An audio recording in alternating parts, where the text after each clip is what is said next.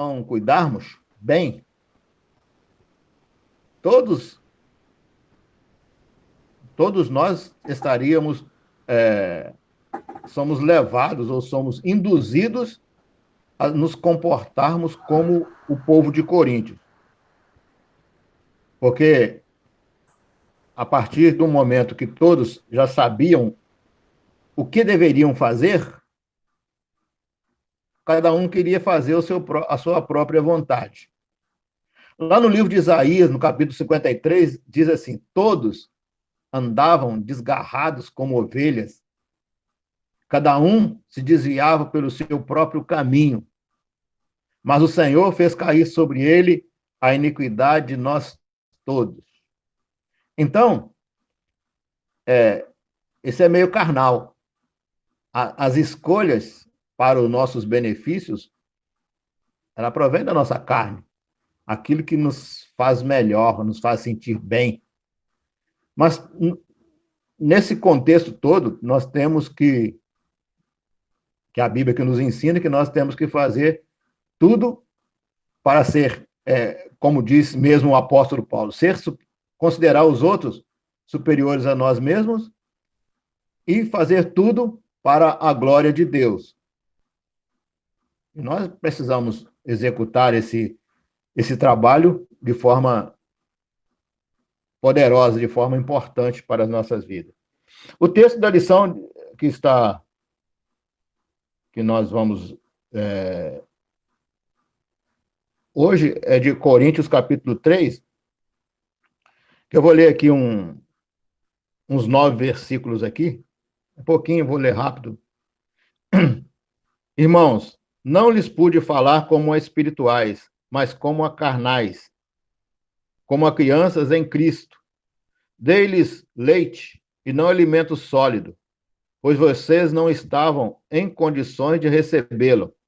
De fato, vocês ainda não estão em condições, porque ainda são carnais. Porque, visto que há inveja e divisões entre vocês, não estão sendo carnais e agindo como mundanos?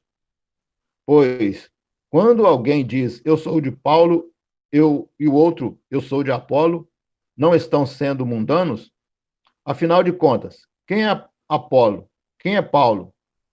Apenas servos por meio dos quais vocês vieram a crer, conforme o ministério que o Senhor atribuiu a cada um.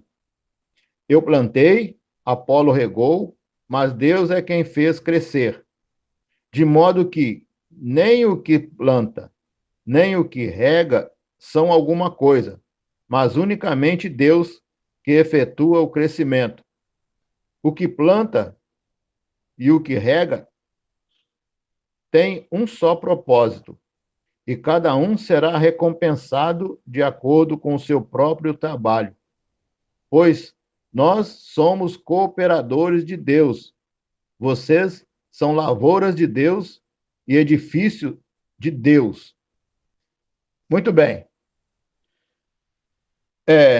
O apóstolo Paulo ele estava chamando a atenção de uma igreja porque ele tinha já era uma igreja constituída, uma igreja de muitos anos,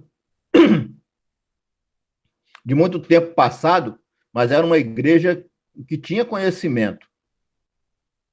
E conhecimento de Deus, conhecimento das coisas celestiais. E assim como nós também, a cada dia, desde o momento que alguém falou para nós a respeito de Jesus, alguns poucos são privilegiados que nasceram em uma casa onde o pai e a mãe eram cristãos, criam em Deus e os levavam para a igreja. Nem todos têm esse privilégio, nem todos têm este privilégio de ser nascido no chamado berço cristão. E, e, e aquela igreja ela era um sobe e desce muito grande.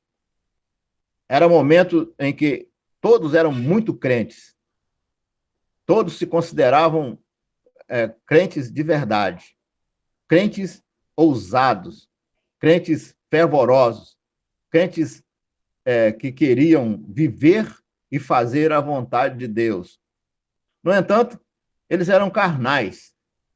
E a carnalidade, os prazeres da carne, eles sufocam. Sufocam mesmo. E engraçado que os prazeres da carne, eles são mais aviltados, quer dizer, eles sobressaem mais na fase jovial. Quando a criança, ela não tem muita preocupação com vaidades, não. Uma criança, ela vai aprendendo tudo aquilo que os adultos vão ensinando. É isso. E aí o que acontece? Ela vai aprendendo o que os adultos vão ensinando, e, no entanto, ela não tem aquele prazer das coisas carnais, das coisas que criam aquele orgulho na sua carne. Estes são para os mais jovens, os adultos, e depois que ele vai passando de uma certa idade também, ele começa a perder esse prazer de fazer de se comportar buscando estas coisas. Um amigo falou outro dia: hoje eu não quero mais a razão, eu quero é paz. E a vida é assim. Chega um tempo que o homem ele não busca mais a razão nem direito, ele busca paz. Ele quer ser pacífico com todos.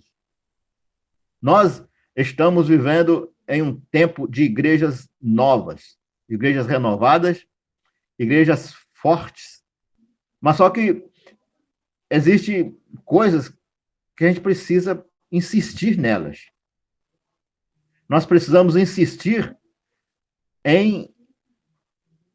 naquilo que alguém insistiu conosco, de nós sermos obedientes a Deus até a morte. Porque a palavra de Deus mesmo diz assim, olha, a palavra da cruz, ela é loucura para os que perecem. Está escrito aqui em Coríntios, capítulo 6. A palavra da cruz é loucura para os que perecem, mas para nós que somos salvos, é o poder de Deus. E se ela é o poder de Deus, ela é para nós crermos e obedecermos sem fazer muitas perguntas. Tudo isso que nós lemos na Bíblia é muito velho, muito antigo. E cada dia os homens, os nossos líderes, estão com novos ensinamentos. Esses ensinamentos, muitas das vezes, eles são bons. Bons que você busca as raízes de tudo. A raiz de todas as coisas que nós aprendemos. Porém, a palavra de Deus, a palavra de Cristo, ela precisa prevalecer em nós, em mim. Eu tenho que me conformar, eu tenho que me educar a cada dia para eu entender que a palavra de Deus, ela é a que me dá sustento, sempre. E a obediência. E não a obediência só para os outros ver. Eu preciso que a minha obediência, ela seja para que Deus veja. Eu preciso que a minha obediência seja para que Deus veja. Porque a palavra de Deus é como espada de dois gumes, que penetra a alma até a divisão da alma e do espírito, juntas e medulas, e é apta para discernir os pensamentos e as intenções do coração.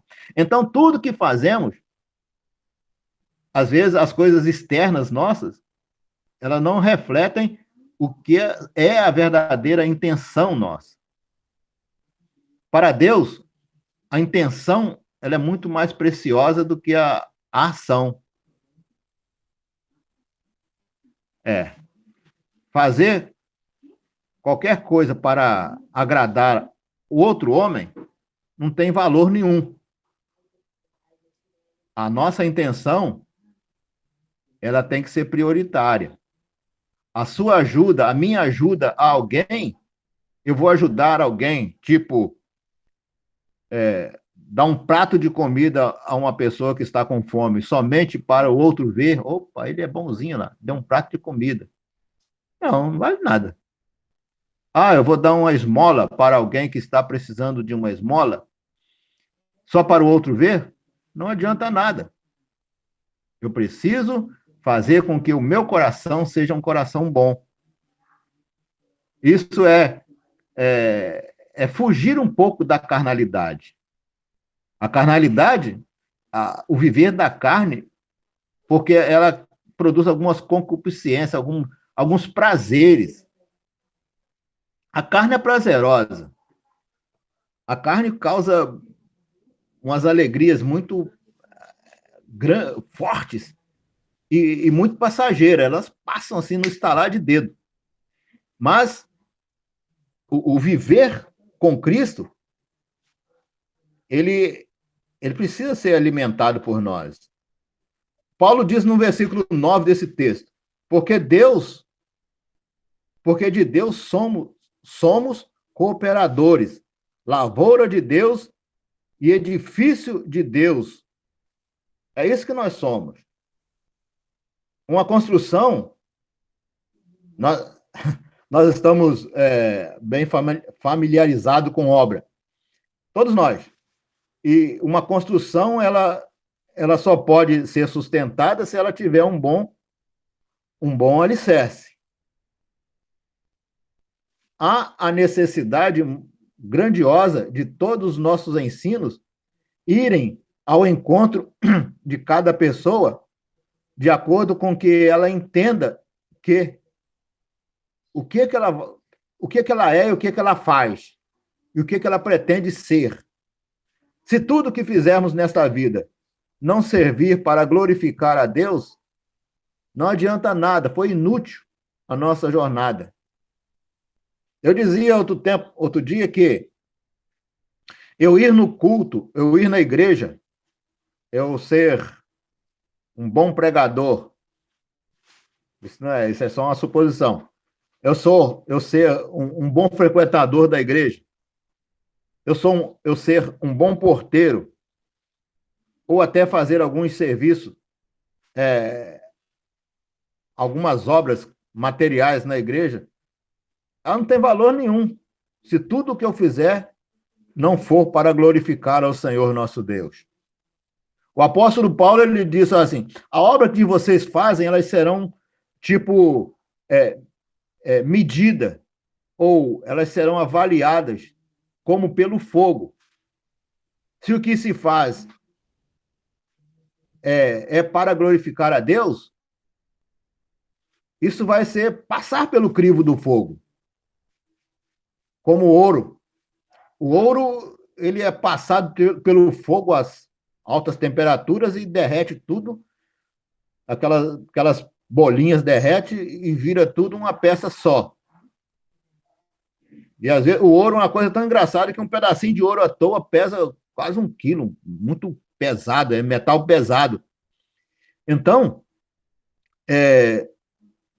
a obra que eu faço, ela é para a glória minha ou para a glória de Deus? Então nós temos que avaliar isso. Nós somos bastante adultos para avaliar as nossas vidas.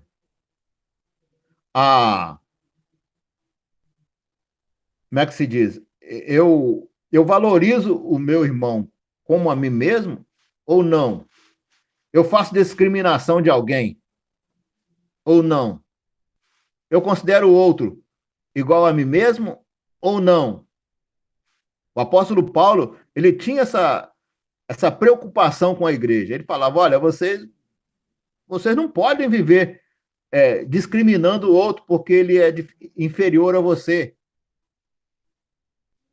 Não, você não pode. E em tempo passado, eu estive numa reunião, uma reunião de... Não tem nada a ver isso, Mas eu estava num retiro, aí um camarada falou assim, ó, chegou o pastor Sérgio Leão para mim e falou, Zé Mota, vem cá, você vai ter que ir lá no Caju resolver um assunto lá. Eu falei, mas é domingo de manhã, pois é. Então vai lá, resolve um assunto lá. Então, que o dono da casa está aqui no encontro e eu não quero que ele saiba disso. Porém, a casa dele, o vagabundo entrou lá na casa dele lá e metralhou a casa todinha. Eu falei, caramba, e eu vou resolver isso aí? É. Você vai lá com. Você não conhece a área, então vou te designar alguém para ir contigo. Eu fui. Cheguei à casa do homem, estava toda metralhada, bala, furo de bala na porta, na parede. Falei, caramba, que coisa horrorosa é esta? Porém, foi um grande livramento que Deus deu àquele moço para que ele pudesse não estar na casa. Porque alguém que foi executar alguém confundiu a casa e metralhou a outra e ficou por isso mesmo. No entanto, a vida de cada um de nós, ela precisa ser bastante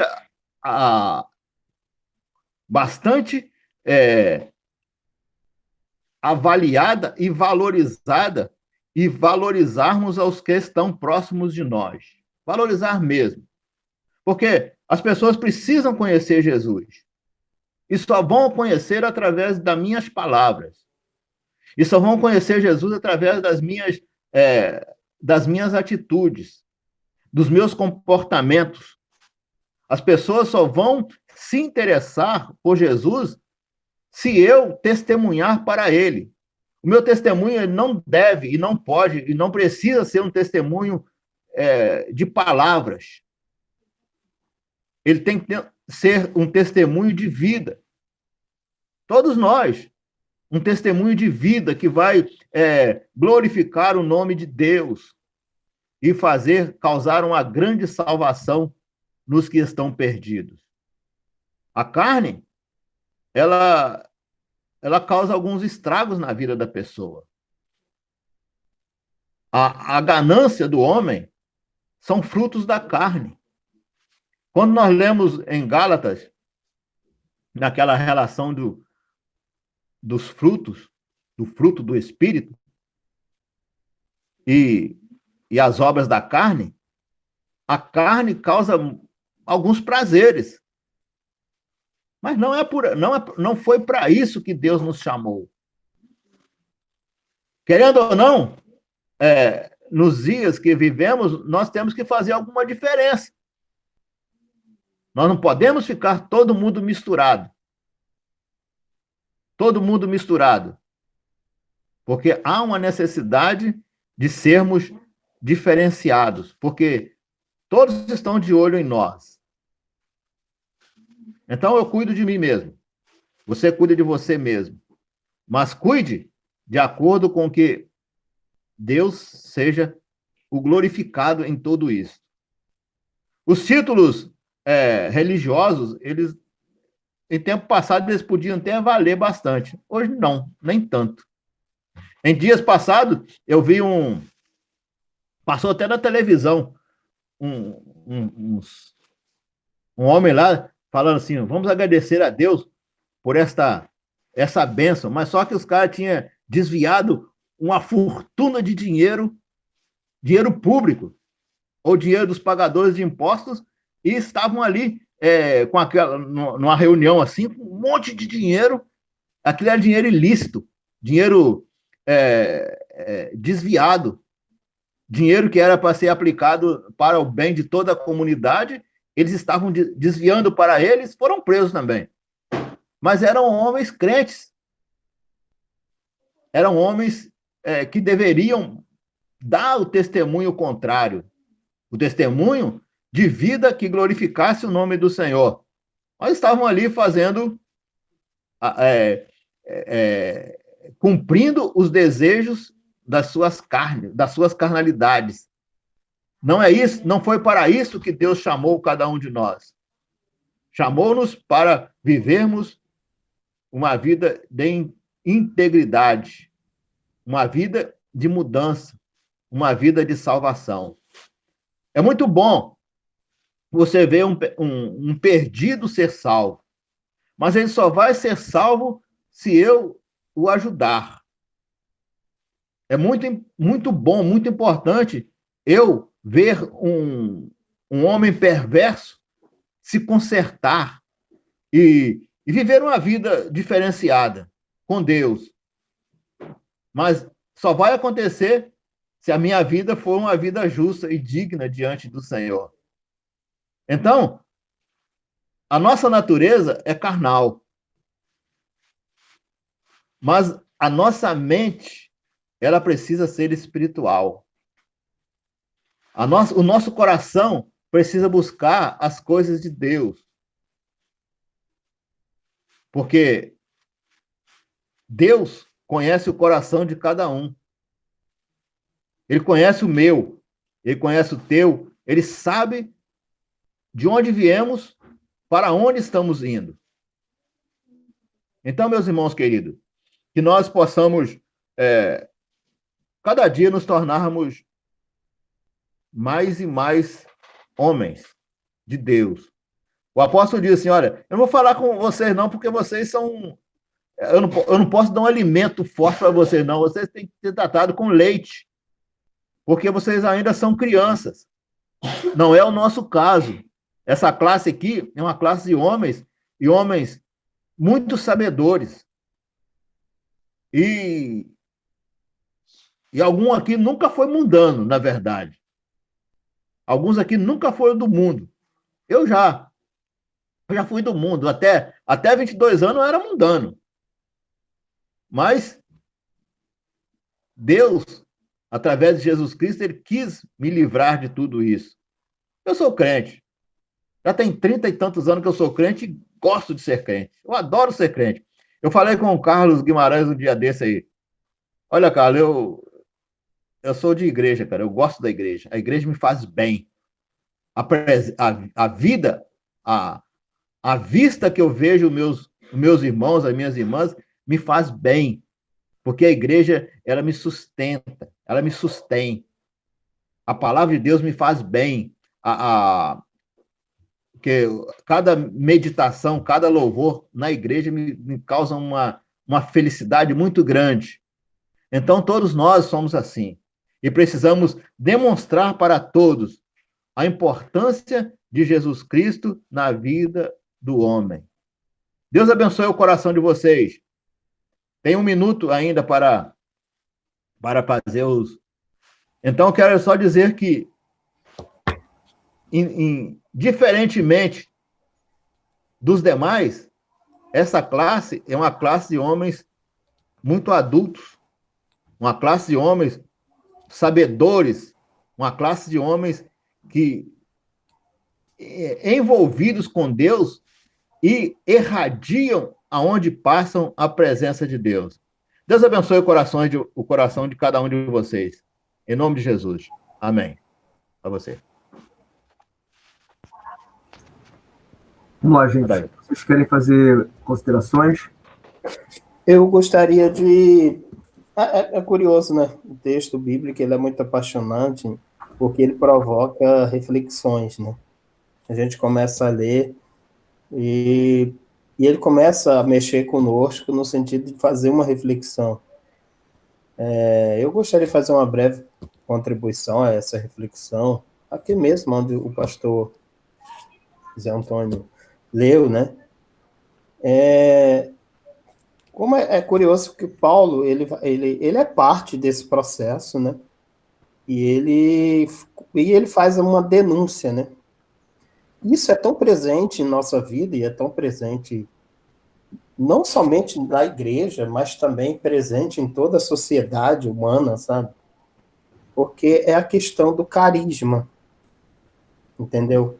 E Paulo faz essa denúncia, porque tanto ele quanto Apolo, eles eram pregadores do evangelho. E essencialmente, embora de formas diferentes, eles pregavam a mesma coisa. Sabe? Essencialmente, eles pregavam a mesma coisa, e eles pregavam a Cristo e pregavam o evangelho. Mas dentro desse contexto ali de Corinto, havia uma preferência de carisma, sabe? é aquela preferência, e é isso que é a denúncia da carnalidade, sabe, de Paulo, que ele diz assim, essa questão dessa preferência apaixonada pelo mensageiro e não pela mensagem. Entende? Então, nesse contexto, os coríntios estavam tomando partidos pelo o mensageiro e não pela mensagem. A mensagem se tornou uma coisa em segundo plano e o carisma do mensageiro é que veio a ser a coisa mais importante para eles, tanto é que eles se dividiram. E Paulo faz aqui essa denúncia e chama a atenção deles, dizendo que isso era uma carnalidade, que, na verdade, essa preferência assim, exacerbada não teria que existir, sim, uma reflexão mais madura em relação à mensagem, e não o mensageiro. E hoje em dia, meus queridos, assim, tanto dentro do contexto da igreja, a gente vê igrejas fundadas no carisma de líderes, sabe? O cara se preocupa em fazer o cara, de fato, às vezes tem um dom, mas o dom se torna mais exacerbado do que a mensagem, sabe? A gente observa que dentro do pentecostalismo em si, isso é muito exacerbado, sabe? Isso é muito exacerbado, a questão do dom, das pessoas valorizarem o dom acima de qualquer coisa, e o indivíduo portador de um determinado dom, enfim, aquele cara é muito celebrado, sabe? E a mensagem que aquele cara vem a trazer depois, isso ganha pouca ênfase, sabe? Se torna secundário. Isso não é só uma questão dentro das fronteiras dentro da igreja, mas na sociedade como um todo. Tá? Fazendo uma analogia aqui, por exemplo, em campanhas políticas, uma campanha política hoje em dia ela é caríssima pelo fato de haver um alto investimento, uma marketagem, porque geralmente quem ganha eleições, isso não é só no Brasil, mas no mundo, é aquele indivíduo mais carismático, sabe? Então há um investimento muito forte em marketing em torno daquela figura, de uma construção de uma figura, sabe? Aqui no Brasil, pelo menos nas últimas 2 eleições presidenciais, houve essa construção de marketagem em torno de uma pessoa que se torna praticamente uma figura mítica, que ela não é aquilo, mas existe uma construção de um marco em torno de um carisma. Então, acaba ganhando, às vezes, uma eleição pelo carisma e não pelas propostas, pela mensagem que tem que trazer para a sociedade, em termos de. Enfim, queridos. Então, isso na igreja, e aqui em Paulo estava fazendo essa denúncia, sabe? A denúncia do carisma exacerbado, dessa paixão pelo carisma, dessa paixão pelo mensageiro. Isso é uma contaminação em geral, sabe? A gente vê comunidades aí sempre fundadas em cima de líderes carismáticos, sabe?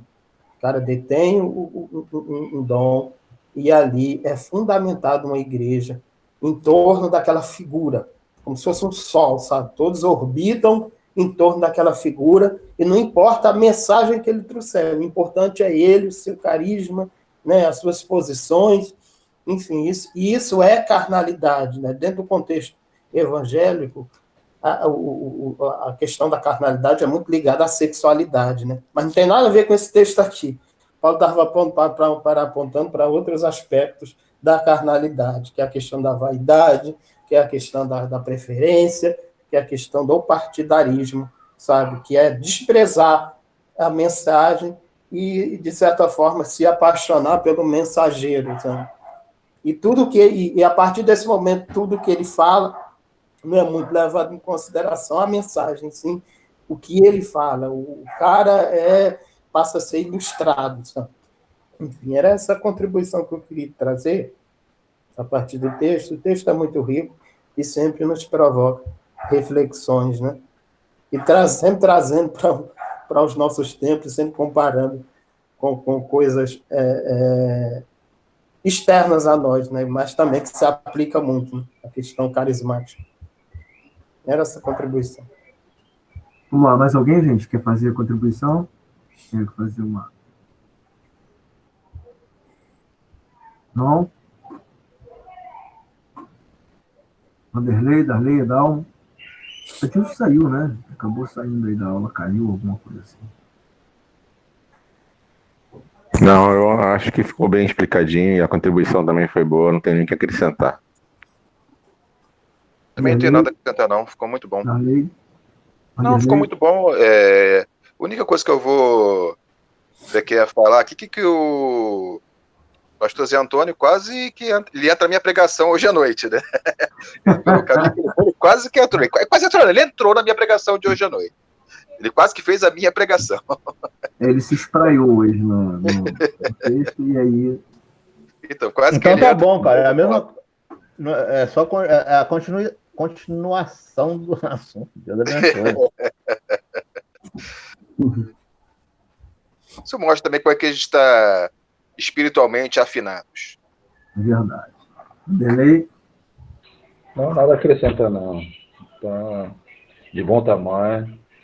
Eu vejo que os mestres aí sempre são bastante relevantes e sempre agrega para nós. Eu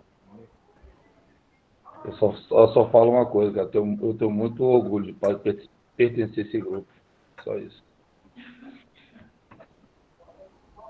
Eu vou fazer só uma consideração da carta, né, que a gente tem no capítulo 5, versículo 7 de Coríntios, você vê que Paulo já tinha escrito uma carta antes para os Coríntios e essa carta não chegou para a gente. Então, no capítulo 5, 7, ele diz o seguinte: eu já falei para vocês sobre isso em carta. Então, a carta de 1 Coríntios, na verdade, é a segunda, né? E na carta a segunda aos Coríntios, ele também fala de uma outra carta. Então, na verdade, Paulo escreve 4 cartas para tentar resolver o problema da igreja. A igreja de Coríntios era definitivamente uma igreja muito problemática, a ponto do Paulo escrever 4 cartas, e só chegou para a gente 2, né? E não significa que elas nunca mais vão chegar, tá? De repente, aí por arqueologia, a gente consegue achar essas 4 cartas, essas 2 outras cartas que a gente não tem. Deixa eu fazer uma brincadeira rapidinho aí no meio. Se os Correios daquela época foi igual aos Correios de hoje, cara, não vai achar nunca mais essas cartas. Pode ser, mas na verdade a arqueologia pode encontrar, e a grande discussão vai ser se ela entra ou não entra no cano, né? Os mais apaixonados, os exegetas mais apaixonados vão dizer que não, porque Deus inspirou naquele momento, ele deixou achar na hora certa, se não achou até agora não é mais para entrar. Já há pessoas como eu, que são um pouco mais críticas à exegese, eu diria que se achou tem que entrar, até porque está citado. Eu diria que eu não entendi por que o livro de Enoque não entrou ainda. Se Jesus e Judas citam o livro de Enoque, esse livro tinha que estar lá dentro. Mas eu sei por que não entrou o livro de Enoque. Quem leu acaba sabendo por que esse livro não entrou. Mas isso é a história para outro dia. Mas a igreja de Coríntios era, sim, uma igreja extremamente problemática. E é uma coisa curiosa, né? Porque ela foi uma igreja fundada por Paulo. O próprio Paulo fundou a igreja e deixou lá um cara muito bom, que era o Apolo, um grande pregador, e tinha uma mesma visão que Paulo, e é o que o Zé Antônio falou e o que o Ayrton corroborou, no sentido de a gente entender que a carnalidade daquelas pessoas não tinha a ver com o sexo, e nem tinha a ver com a concupiscência dos olhos, não tinha a ver com o comportamento de luxúria, né? Não tinha nada a ver com isso. A carnalidade, quer dizer, esses problemas também aconteciam ali, mas o que mais acontecia e que chamava a atenção do Paulo, e que o aborrecia profundamente, era a falta de conhecimento daqueles caras do texto sagrado. E essa falta de conhecimento prejudicava o crescimento da igreja. E eu costumo dizer que isso é um problema muito grande. Vocês me conhecem, o Mota falou uma coisa que eu gostei muito, né? O Mota gosta do ambiente de igreja, eu também gosto, mas hoje eu gosto mais do ambiente de igreja pelo debate eclesiástico, né? Pelo debate do texto. Muito mais do que a coisa litúrgica por si só. Eu já fui mais litúrgico, hoje eu sou menos. Mas eu também entendo, assim como o Paulo traz uma narrativa, ainda dentro do que o Mota falou, o Paulo traz uma narrativa que é muito importante, que é o conhecimento por prática. Porque se toda a prática da igreja, isso é um problema muito sério, gente, muito sério mesmo. Se todo comportamento da igreja, tá, não for observado sob a luz do texto sagrado, esse comportamento é vazio e é só uma repetição litúrgica. Então as pessoas vão à igreja e praticam a religião sem observar o que o texto diz. Então esse comportamento é um comportamento esvaziado do texto sagrado e é só liturgia, não serve para nada, tá? Não transforma ninguém, não toca o coração de ninguém, e o contrário também se aplica. Se você só tem a Bíblia por teoria, né, se você só discute a Bíblia para achar ali os seus problemas, mas em momento nenhum você põe em prática o evangelho que dentro dela está, você é só um teólogo de gabinete, não serve para nada. Essa teologia também é uma teologia vazia. Então esses dois extremos são muito complicados. Um é viver a palavra sem conhecer o que está escrito nela e sem perguntar o que está escrito dentro da palavra, e outra é o conhecimento pelo conhecimento. Não é aplicado para nada, só para dizer que conheço, que sei, que li. Esses dois extremos são bem complicados, e você vê os dois extremos dentro da igreja, e o Paulo chama isso de carnalidade. Ele chama tanto de carnalidade o cara que... Olha que coisa incrível. Ele chama de carnalidade o cara que conhece o texto sagrado, mas que não leva para nada, só conhece, só um teórico da religião. E chama de carnal também o cara que vive o evangelho sem conhecer o texto sagrado. O que Paulo pede é o equilíbrio entre essas duas coisas. Isso é um problema muito sério hoje na igreja, porque hoje a igreja mundial ainda tem esse grande problema, que você tem uma grande parte que não conhece nada do texto, nada. E eu fico admirado que toda vez que eu tento fazer uma discussão, não é com vocês não, tá? Eu no meu trabalho, quando a gente tem oportunidade lá, eu começo a debater a Bíblia com o pessoal lá. E debato mesmo, mas não debato na hora do trabalho, né? Eu debato nas horas que a gente tem livre. Por exemplo, na semana passada, eu tive lá, e aí tem sempre aquela hora que você para tomar um café ao almoço, e algumas pessoas lá, todo mundo com máscara, assim, tá?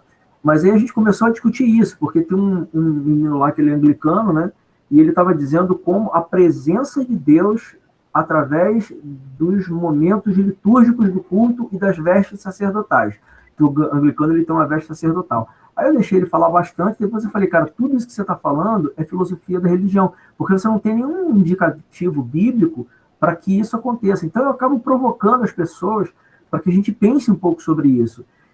E aí me chama a atenção exatamente essa questão, que a maioria dos cristãos não lê a Bíblia, não lê mesmo, tá? Simplesmente não lê. Ler já não é um hábito do brasileiro, a maioria dos cristãos não lê a Bíblia, não senta ali para fazer um escrutínio daquilo que ele acredita, e quando você apresenta o texto para ele discorda de você, mas está escrito, porque ele prefere ficar com o que ele tem, né? O Darley me chamou a atenção na semana passada também por uma coisa muito interessante, que é o que eu sempre falo lá, e o Darley acabou descobrindo isso, porque ele falou uma coisa, me permita expor nossa conversa aqui, Darley, e aí ele falou o seguinte, eu já li esse texto, mas não tinha prestado atenção nisso. Quando eu estava estudando Coríntios, eu vi que se não tem ninguém para interpretar, não é para ficar falando em línguas na igreja, muito, muito pelo contrário. Paulo diz que tem que falar baixo, fala para si mesmo, né? Se você quer falar em línguas, fala para você. Não é para ficar falando para todo mundo, é para você e para Deus. E se não tem ninguém que interprete, nem fale. Então não é nem para falar. Mas isso se você for ensinar isso, as pessoas não querem esse ensinamento, porque não tem o conhecimento bíblico, então elas vão dizer que você tirou isso da tua cabeça. Então o que eu convido sempre é isso que o Paulo fala, a carnalidade, a gente sempre fala que uma pessoa carnal, né, é um cara adúltero, ladrão, da luxúria. Não, o Paulo chama de carnal aquele que não conhece o texto.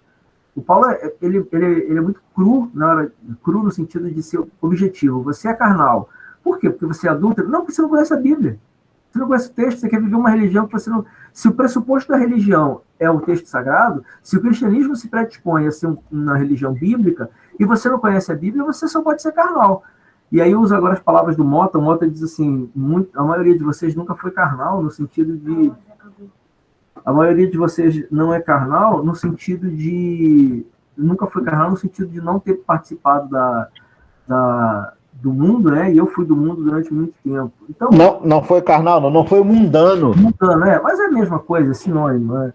Não foi mundano.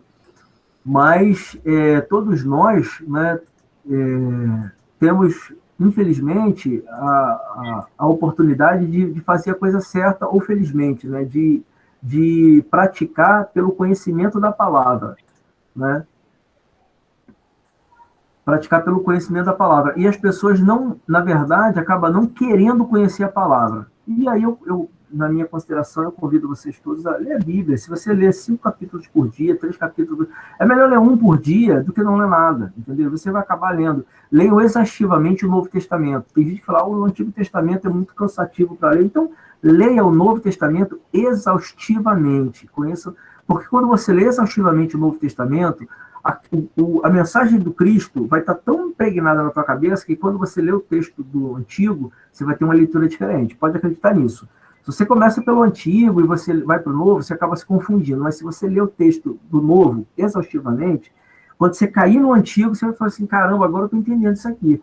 E você vai ver que o Antigo Testamento era um governo humano e atribuindo a Deus algumas coisas que nem de Deus são. Tá? É isso. Minha contribuição seria essa, no sentido de fugir daquilo que o Paulo fala, que o Zé Antônio apresentou muito bem, que é ser uma pessoa carnal, porque não conhece a Bíblia, não conhece o texto sagrado, não conhece o que está escrito, né? E aí criam as divisões todas. E uma coisa muito importante, né, que a maioria dos teóricos falam, né, tem um comentário histórico do Novo Testamento, você vai ler isso no comentário histórico do Novo Testamento, você vai ler isso no Moody. A teologia do Moody mudou, né? Antigamente a teologia do Moody era 5 volumes, agora é um volume só, grandão. Eu tenho um só, aqui em algum lugar, um grandão.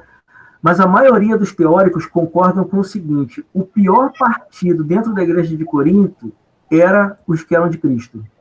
Então você tinha de Paulo, de Apolo, de Pedro, mas o de Cristo era o pior. Aqueles ali eram muito complicados. Por quê? Porque, segundo a tradição, os de Cristo eram aqueles que não admitiam líderes sobre si. Eu sou de Cristo, eu não tenho líder sobre a minha vida. É eu e Cristo. Sou eu e Cristo que decidimos aqui o que tem que acontecer. Eu não tenho liderança. Eu não preciso de pastor sobre a minha vida, não preciso de liderança e de orientação de ninguém. É eu e Cristo. E esse, segundo os teóricos, era o pior grupo que tinha ali dentro, e o próprio Paulo, ele não vai perdoar ninguém. Ele chama de carnal todo mundo que não conhece a palavra, que não pratica o texto. É isso, que é a minha contribuição. Mais alguém? Tá ótimo. Bom, agora que você abriu esse agora segura. Não, você estava falando dessa questão da pessoa antes de entrar para a igreja ser mundano, do mundo, enfim, eu já passei por essa experiência. E quando a gente entra, a gente não tem um conhecimento você vai adquirindo e vai vendo que é para a vida toda, né? Não vai aprender a vida toda. Mas a gente, quando entra, na época que eu entrei, eu fui muito oprimido com a questão de que tudo era pecado. Se andar de bermuda era pecado, você ter um cabelo comprido é desonra, os coríntios mesmo falavam. Então, tudo era suspensão de 6 meses, era banco, era pecado. Enfim, essa questão aí deles terem o conhecimento e a gente ser oprimido e não poder levantar um questionamento, porque está escrito ali e é isso. Mas aí nem eles detinham conhecimento, Eduardo. Esse era o problema, nem eles detinham conhecimento. O cara repetia o que ele ouviu. Eu me lembro muito do pastor Túlio, e eu tive a oportunidade de trabalhar com ele toda semana. A sede sempre foi diferente de filial, você sabe disso. A sede sempre foi diferente, mas exatamente por conta do pastor. E o pastor Túlio era um cara, o pastor Túlio só trabalhava um dia na semana, porque ele já estava velho, né? Ele trabalhava um dia na semana, que era quarta-feira ele estava lá, tinha um culto de doutrina na terça, e na quarta ele estava na igreja. Ele ficava na igreja lá com a gente o dia inteiro. E eu tive algumas oportunidades de trabalhar com ele direto, né? Porque ele fazia aconselhamento pastoral, e eu também fazia naquela época aconselhamento pastoral lá na sede, né? No período que eu trabalhei lá. E o pastor Túlio tinha uma visão muito, totalmente diferente das filiais. E ele sempre dizia que aquela coisa de... Eu prefiro que a pessoa esteja aqui na igreja com seus hábitos. E ele era um cara velho, ele não gostava de todos os hábitos. Então ele dizia, eu não gosto de rapaz com cabelo grande, eu não acho que o brinco tem que... Mas ele sabia fazer essa diferença. E ele falou assim, quem não gosta sou eu. O Espírito Santo não tem nada a ver com isso, e Jesus não tem nada a ver com isso, e a Bíblia não tem nada a ver com isso. Quem não gosta sou eu não gosto. E é legal quando o cara tem essa percepção. Quem não gostava era ele. Mas os pastores de filiais... era banco na certa. Era banco na certa. Tanto que você vê que os jovens da sede tinham um comportamento e os jovens das filiais tinham outro comportamento. Porque eles eram pastores diferentes. Então, era isso. As pessoas não tinham o conhecimento, entendeu? Elas não detinham o conhecimento. Aí é muito diferente. Você tem que trabalhar com gente que não conhece a Bíblia. A pior coisa que tem é você trabalhar com um pastor que não conhece a Bíblia, mas tem a presunção de achar que conhece. Essa é a parte mais difícil. Eu já trabalhei com um pastor assim, vou dizer o nome porque nenhum de vocês conhece, só quem conhece aqui talvez seja o Vanderlei, o Adilson talvez saiba, o Mota talvez, não sei se vocês conhecem, mas o Zé Nascimento foi para mim um dos piores pastores que eu conheci, porque era um cara que não tinha conhecimento de nada. E ele falava qualquer coisa, e tirava da cartola dele, ele tirava, assim, umas coisas surtadas. E pior, ele acreditava que conhecia a Bíblia. Essa era a pior parte, entendeu? Isso é muito difícil. Você lembra de um pastor que dirigiu uma filial lá no Caju, tinha um bigodão, ele faleceu, depois foi para a sede? Era o Milton. Eu acho que era esse. Então, ele dirigia uma filial lá no Caju, a gente era de Benfica, e naquela época, no início, a gente gostava muito de tocar rock, né? Coisa que ninguém podia fazer na igreja, né? Tocava Novo Som, Catedral, essas coisas. Não podia ter bateria na igreja, cara. Bateria. Nessa época não podia, rebanhão, enfim, mas a gente tocava. Aí a gente ia nas filiais, a gente foi lá, num culto de jovem, tocamos o nosso rock evangélico. E quando terminou a pregação ele mandou a igreja toda, a pregação não, o louvor, ele mandou todo mundo ajoelhar, mandou o som celeste lá na frente, disse que tinha uma visão, o diabo, eu vi, o diabo tá atrás da banda. Aí foi botando a mão na cabeça de todo mundo, ele demorou um pouquinho mais, né? Gostou de mim. Aí, enfim, isso aí marcou, eu tenho até isso filmado em VHS. O Andrezinho filmava. Mas passou o tempo, a gente, de Benfica fomos para a sede. Quando chegou na sede, a gente ficamos lá de frente lá, com o Renovo, né, tocando lá, braço direito do Gessé. Aí um dia a gente estava saindo por coincidência junto com o Gessé. Terminou o culto e tal, aí ele veio de frente, aí ele, Barão, pastor Gessé, esse guitarrista é homem de Deus, aleluia. Aí eu fiquei só lembrando, né? Naquele dia que eu fui lá nessa filial, o diabo, né? Agora eu sou homem de Deus, né? Mas enfim, a gente virou grandes amigos depois, a gente riu muito disso. É engraçado. Mas são coisas de filial e sede. Mas o Paulo fala isso, ele fala que a carnalidade está em não conhecer o texto e fazer aquilo que você tira da cabeça. E o que esses caras faziam muito era isso, tiravam uma coisa da cachola e achavam que aquilo ali era o texto sagrado, né? Olha só, cara, quer ver um exemplo disso? Tá? A gente já está filosofando aqui, eu vou devolver para o Moto para você orar para encerrar, mas só para dar um exemplo disso, esse é um dos problemas, visão. Procure na Bíblia alguém que teve uma visão. Você vai ver até a gente que orou, que viu uma nuvem do tamanho da mão de um homem, você vai ver uma visão desse jeito que as pessoas têm na igreja, você não tem. Você não tem na Bíblia ninguém dizendo, vamos pegar o Novo Testamento, tá? Do exemplo do Cristo para frente. Ninguém dizendo o seguinte, ó, eu vi agora você, Deus mandou dizer para você. Você não tem isso, cara, no Novo Testamento. Deus mandou te dizer, Deus mandou te falar, você não tem esse momento nenhum. E, muito pelo contrário, você vai ter isso no Antigo Testamento através da voz dos profetas. E essas pessoas que gostam disso, elas anulam o Cristo da cruz e vão viver no Antigo Testamento. Para algumas coisas vale. Aí você vai na igreja... Por isso que, cara, quando a pessoa vem na igreja e fala assim, meu irmão, tive uma visão com você, teve, não, que bom que você está pensando em mim. Mas me conta, não, que pode até estragar a sua experiência. Isso é carnalidade. Esse tipo de comportamento, de eu vi... Deus mandou. Isso é carnalidade. O Paulo chama isso, quando ele fala aos Coríntios, de carnalidade. É o cara que fala em nome de Deus uma coisa que não está na Bíblia. Entendeu? Então, só que se você for ensinar isso, as pessoas nem querem saber, porque elas também gostam. É mais importante aquilo que eu aprendi por ouvir dizer do que aquilo que a palavra me fala, porque vai ser um confronto àquilo que eu já sei. Mas eu vou devolver para o Mota. Mota, eu vou te devolver para você orar para a gente encerrar aí.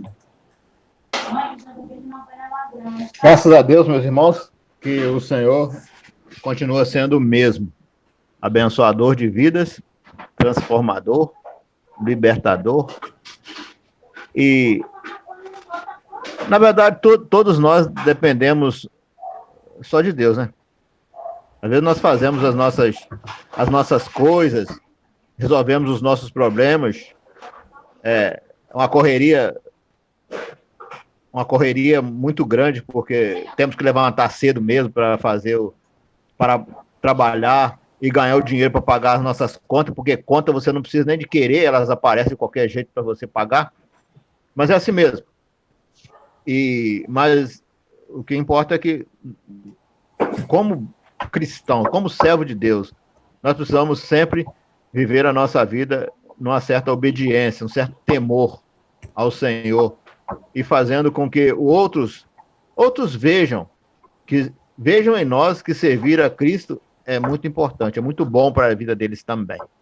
Vamos orar ao Senhor nosso Deus nesse instante. Deus, nós queremos te agradecer neste momento pelo privilégio que temos de poder participarmos juntos numa reunião virtual, mas de ensino e de estudo da tua palavra, de declarações de cada um dos teus filhos a respeito de como melhor obedecer e melhor servir a ti. Nós precisamos disso, Senhor. Nós precisamos te servir e te obedecer. Então, conduza nossas vidas de acordo com a tua boa vontade e nos dê um dia abençoado, de paz, Senhor, cheio da tua graça e da tua presença. Hoje, nós teremos culto à noite. Senhor, um culto em que eu acredito que seja dia da ceia. Nós vamos participar da ceia do Senhor. Então, peço que o Senhor abençoe cada vida, cada coração, para que todos nós possamos viver sempre em íntima comunhão contigo. Abençoe a tua igreja, abençoe os teus filhos, abençoe os nossos familiares, os familiares de cada um dos teus filhos neste dia, Senhor. E sempre, para que o teu nome seja sempre glorificado em nós. Damos graças em nome de Jesus. Amém. Amém. Amém.